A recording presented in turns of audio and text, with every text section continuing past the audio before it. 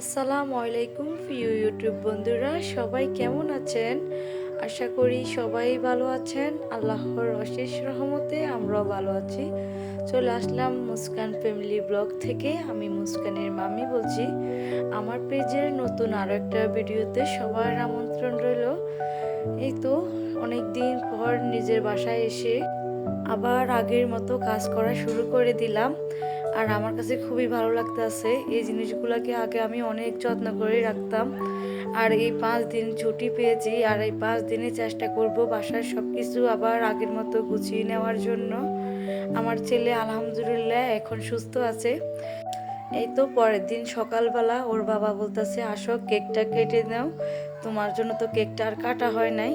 তখন ছেলে কেকটা কাটতে চলে এসেছে, আর ছেলেটা অনেক শুকিয়ে গেছে।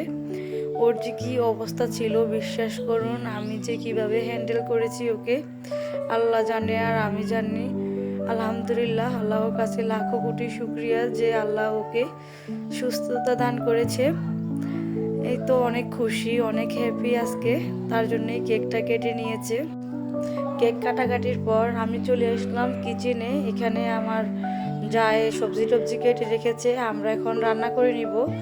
আর আমার শাশুড়ি বলতেছে মানে গ্যাসে রান্না করার জন্য, আমি বলতেছি না, ছাদে খোলামেলা পরিবেশে রান্না করব। এখানে আজকে রান্না করব গাছের দেশি শিম, তারপরে এই যে ছাদ বাগান থেকে আনা ডিমা পাতার শাক, আর সিম আলু মাছের ভর্তা বানাবো আর কি। চাঁদে যেহেতু রান্না করব তাই মাছটা এখান থেকে তেলে ভেজে নিয়ে যাচ্ছি। আমার শাশুড়ি আগে এসেই চাঁদের মধ্যে আগুন জ্বালিয়ে দিয়েছে, আমি এসে আর কি শুধু তরকারিটা বসিয়ে দিলাম। কারণ মাটির চুলায় হঠাৎ করে আগুন জ্বালাতে পারি না, মানে আগুনটা বারবার নিভে যায়, তাই উনি আগে জ্বালিয়ে দেয়, পরে আমরা আস্তে আস্তে বসে বসে রান্না করি। এই তো আসার পর আমি মশলাটা ভালোভাবে কষিয়ে নিয়েছি। এখন সিম দিয়ে দিয়েছি, সিমটাও এখন ভালোভাবে কষিয়ে নিব। আর খুবই ভালো লাগতেছে খোলামেলা পরিবেশে রান্না করতে। এই তো সিমটাকে ভালোভাবে মশলার সাথে মিশিয়ে আমি ঢাকনা দিয়ে এখন ঢেকে রাখবো। আর অল্প হাড়ের মধ্যে ভালোভাবে কষিয়ে যাওয়ার পর আমি মানে সিম কিন্তু কষানোর মধ্যেই সিদ্ধ হয়ে গেছে। দেখেন এক পাতিল সবজি ছিল, কষিয়ে একদম অল্প একটু হয়ে গেছে। আর এখন আমি এখানে গরম জল দিয়ে দিচ্ছি। ভাতে চাল দেওয়ার আগে আমরা অনেকগুলা পানি দিয়ে দিই ভাতের পাতিলে। ওইখানে যে পানিগুলো গরম হয় ওইগুলো দিয়ে সবসময় আমরা তরকারি রান্না করি আর কি, গরম পানি দিয়ে। আর গরম পানি দেওয়ার পর আবারও ভালোভাবে সিদ্ধ করে নিলাম। সিদ্ধ করার পরে এখানে আমি মাছ দিয়ে দিচ্ছি, মাছ দিয়ে ভালো করে রান্না করে নিব আর একটু, তারপর আবার টমেটো দিয়ে দিব। এইভাবেই আর কি আমরা সবসময় রান্না করি আর কি।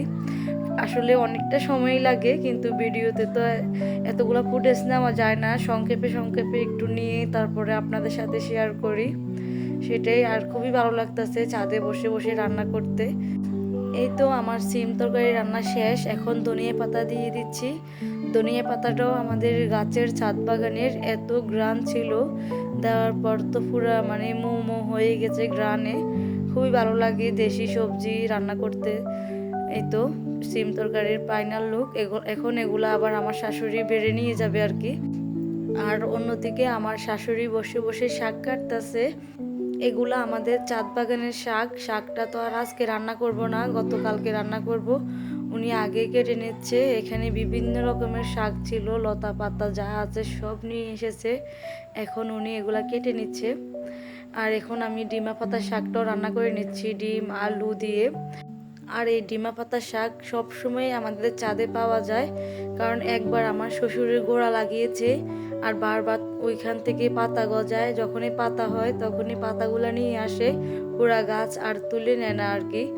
আর এই শাকটা খেতে খুবই ভালো লাগে। অনেকের কাছে কিন্তু এটা অনেক তিতো লাগে, কিন্তু আমার কাছে খুবই ভালো লাগে। আমার শ্বশুর শাশুড়ি তো অনেক বেশি পছন্দ করে। আমার হাজব্যান্ড এটা খেতে চায় না, কিন্তু এখন দেখে যে সবাই খায়, তারপর থেকে উনিও এটা খায়। অনেক মজার একটা খাবার। এই তো শাকটা রান্না করে আমি আবার বেড়ে নিলাম। বাসায় তো আর কালির পাতিল নিয়ে যাই না, যেটুকুই রান্না করি সেটা আবার আলাদা পাত্রে নিয়ে নেই।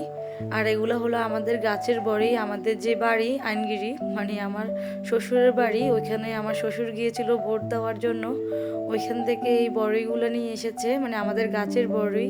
এই গাছে আগে এত এত বড়ি হতো, দেখা যায় এখন আমরা যাই না, খেতেও পারি না, এগুলা কে খায় জানি না।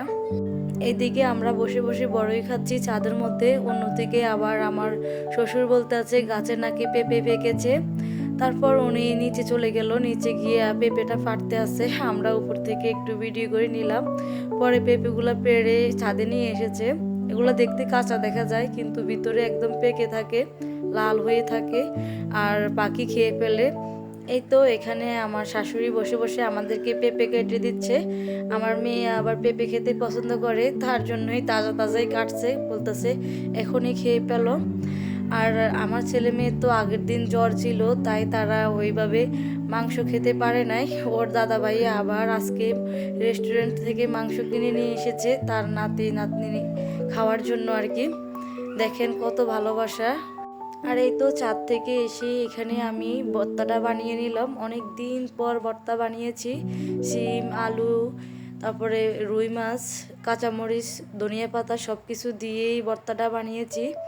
খুবই মজার একটা ভর্তা, আমার হাজব্যান্ড অনেক বেশি পছন্দ করে পাটাই বেটে ভর্তা বানাইলে, ওনার অনেক পছন্দের।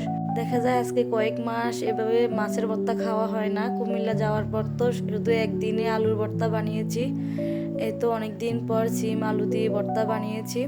সব কাজটা সেরে এখন কম্বলটা আবার ভালোভাবে গরম করে নিয়েছিলাম রোদ্রে দিয়ে। এই তো কম্বলটা প্যাকেট করে নিয়েছি আলমারিতে রাখার জন্য।